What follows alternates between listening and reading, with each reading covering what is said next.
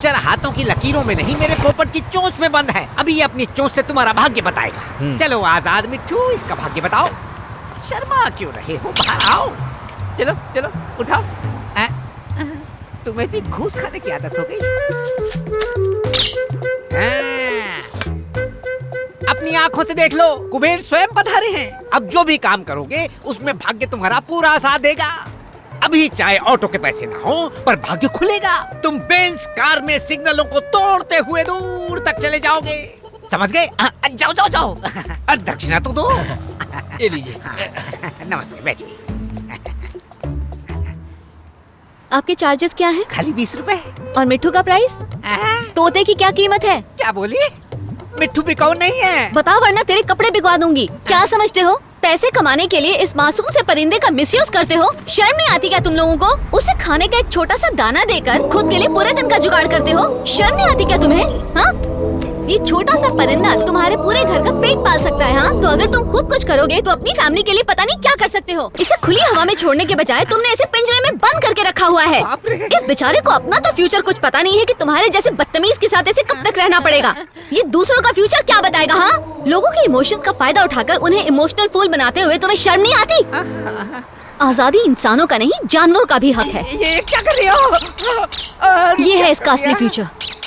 आजाद मिट्ठू, आजाद मिट्ठू, वापस आजा। मेरा धंधा चौपट कर दिया तूने। पेट भरने के लिए किसी पर जुल्म करना गलत है। तुम्हें पैसे ही चाहिए ना? छी।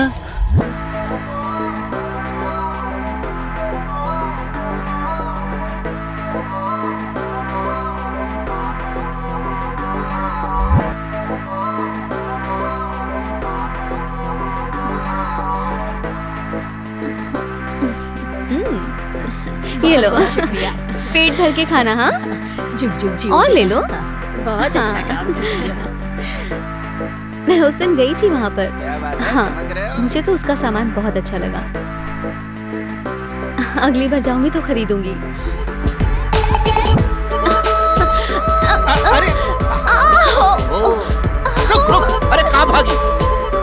ठीक है, चलो। हेलो, क्या चाहिए? तुम कमाल हो, सच में बड़ी प्यारी हो। बल्कि सिर्फ तुम ही नहीं, तुम्हारी सोच भी बहुत प्यारी है। हाँ जानता हूँ, किसी अजनबी को ऐसे सड़क के बीच तारीफ करना अजीब तो है, शायद गलत भी हो, पर अपने जज्बात छिपाना भी तो गलत है। मैं तुम्हें बहुत ज़्यादा पसंद करता हूँ। क्या तुम मुझसे शादी करोगी? तुम तो कुछ कह ही नहीं रही हो। मैंने कुछ गलत कहा तो सॉरी। हाँ, गलत ही तो है। किसी 2 बच्चे की माँ से यूं सड़क पर चैटिंग करके सेटिंग करना गलत है। रुको, मम्मी आ रही है। मेरे जैसी हाउसवाइफ सिर्फ सब्जी खरीदने और बच्चों को स्कूल लेने छोड़ने के लिए घर से निकलती है। अब तुम ऐसे रोक कर मेरी ये आजादी भी छीनना चाहते हो? रुको रुको, देखो मम्मी आ गई है। चलो अब घर चले। चलो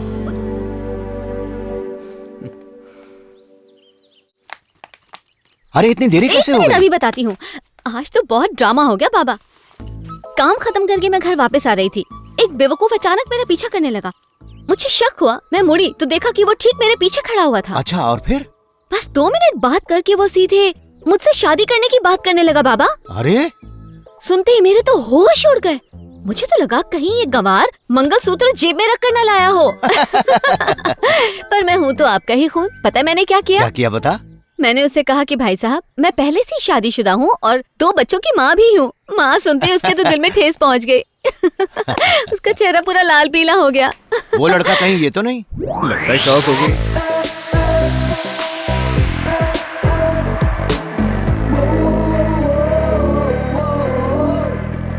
दिव्या, वहाँ बेंच पर यही मम्मी मिली थी ना? हाँ माँ। अरे बाप रे, लगता है गई भैंस पानी में है।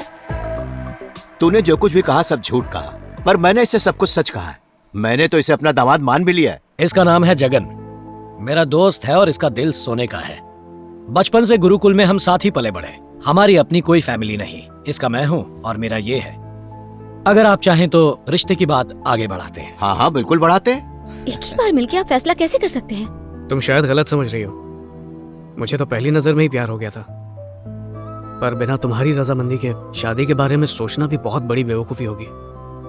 इसलिए मैं तुमसे अकेले में बात करना चाहता था। बाबा, मैं इससे अकेले में बात करना चाहती हूँ। हाँ हाँ बिल्कुल बात करो।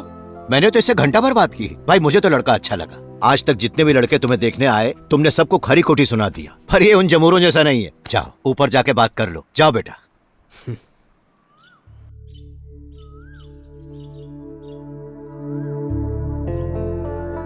मुझे शादी करके घर बसाने में कोई इंटरेस्ट नहीं।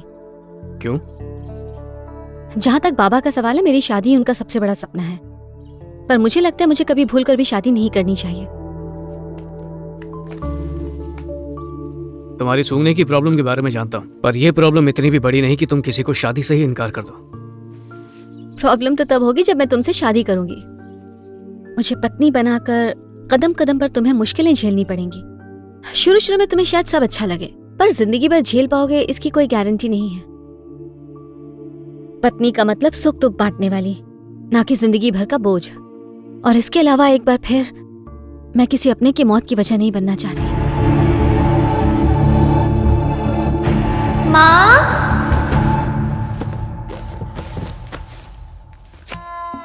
माँ के सैंडल्स गायब हैं। मतलब आज भी सब्जी लेने मार्केट गई है। चलो अच्छा हुआ, आज मैं गाने सुनते हुए डांस करूंगी।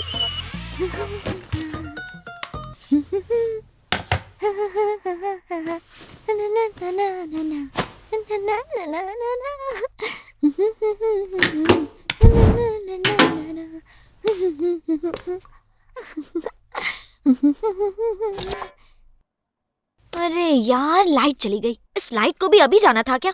नो प्रॉब्लम, वॉकमैन तो है।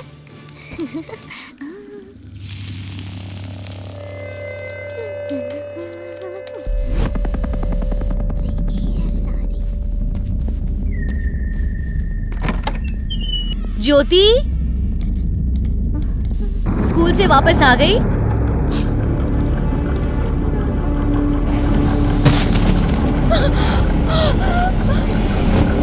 पागल लड़की! माँ, क्या हुआ?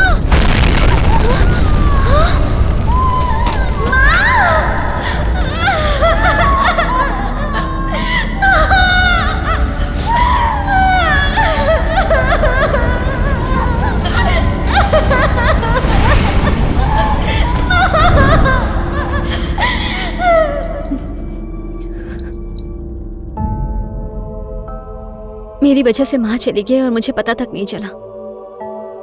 जो भी मेरे साथ रहेगा उसकी जान पर खतरा मंडराता रहेगा। इसीलिए मैंने लोगों की भलाई को ही अपनी जिंदगी बना लिया है। अब हर कोई मदर टेरेसा तो नहीं बन सकता, लेकिन उनके बताए रास्ते पर तो चल सकता है। और भलाई के रास्ते पर चलने के लिए मैं हर बार अपने पति से परमिशन बिल्कुल नहीं मांगना चाहती। मैं सिर्फ अपने पति का घर संभालने में जिंदगी नहीं बिता सकती। एक मिनट, तुम्हारी शादी ना करने की वजह क्या है? तुम्हारा कुछ ना सूंघ पाना या लोगों की भलाई में तमाम जिंदगी गुजारना? एक बार फिर से कहता हूं, मैं तुम्हें बेहद चाहता हूं, पर फिलहाल तुम्हारी जिंदगी में बहुत कंफ्यूजन है। इट्स ओके, जब ये कंफ्यूजन दूर हो जाएगी मैं तुम्हारे सपनों में आने लगूंगा। और जब आने लगूं तो बाबा के हाथ मैसेज भिजवा देना। फिर मिलेंगे। एक और बात। हाँ? देख लेना, एक दिन तकदीर हम दोनों को मिलाएगी जरूर। चलो बाय। तो क्या पढ़ाया टीचर ने? सुना था अप्सराएं दिल से सोचती हैं, आज देख भी लिया, पर वो मेरी होके रहेगी। कोई पसंद तो आई?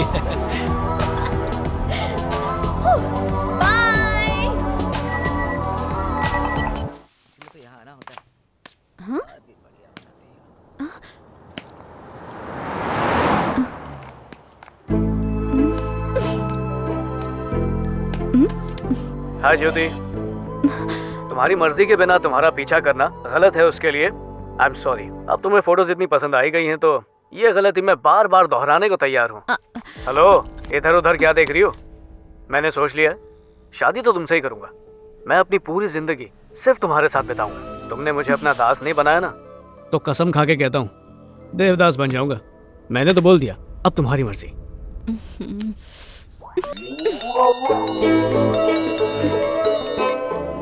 पापा बोल रहा हूँ, दामाद जी ने एक वीडियो भेजी, देखी कैसी लगी? वो एकदम हीरो लगता है। बताओ फोन ना। रख दीजिए बाबा, बेवड़े कहीं के। पूरे शराबी हैं आप। अब- जितना पीना है पियो, हाँ ठीक है ठीक है। मुझसे बात मत करना।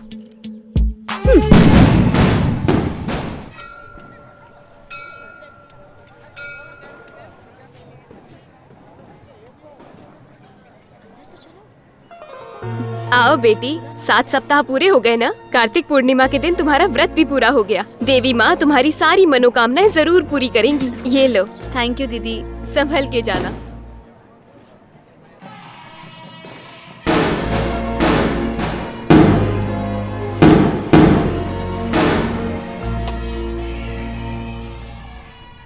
देवी माँ, इस उम्र में लड़कियाँ अपने लिए अच्छा वर मांगती हैं, पर मैं चाहती हूँ कि मेरी शादी ही ना हो।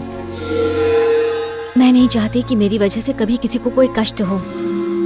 प्लीज किसी तरह बाबा का मन बदल दीजिए, और जगन का भी, जो हर जगह परछाई की तरह मेरा पीछा करता है। प्लीज। अरे वो देखो, उसकी साड़ी चल रही है। अरे बेटी, तुम्हारी साड़ी देखो।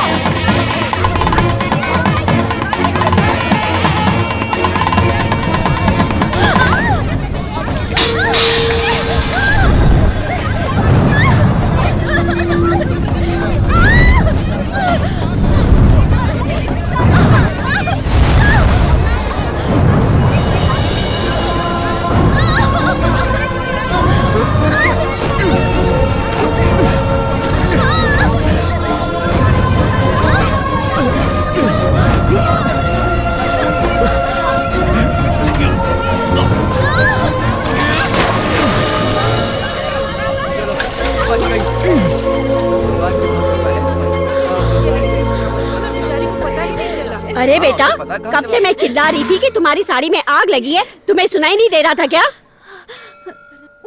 शोर शराबे में कुछ सुनाई नहीं दिया होगा इन्हें। सुनाई नहीं दिया, लेकिन साड़ी में आग लगने की बात तो आई होगी। हर जगह तो दिए जल रहे हैं, इसलिए शायद ध्यान नहीं गया होगा। चलो जाने दो। इस लड़के के रूप में आकर स्वयं भोलेनाथ ने तुम्हें बचाया है, नहीं तो अनर्थ हो जाता। कम से कम अब तो समझ जाओ ज्योति, तुम्हें भी कोई ख्याल रखने वाला चाहिए। इसलिए नहीं बोल रहा हूँ क्योंकि मैंने तुम्हारी जान बचाई है। मैं चाहता हूँ तुम खुद अपनी हिफाजत कर पाओ। आगे जो तुम्हारी मर्जी।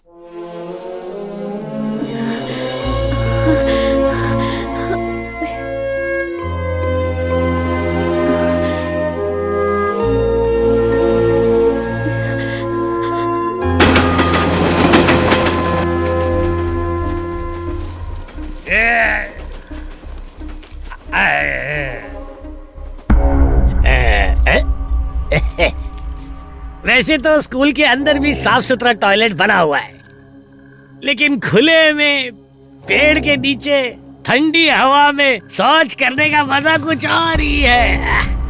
कितना मजा आ रहा है। अरे वाह रे वाह। अरे चुप हो जा, हल्का होने के टाइम पे काहे को डिस्टर्ब कर रहा है। चुप चुप।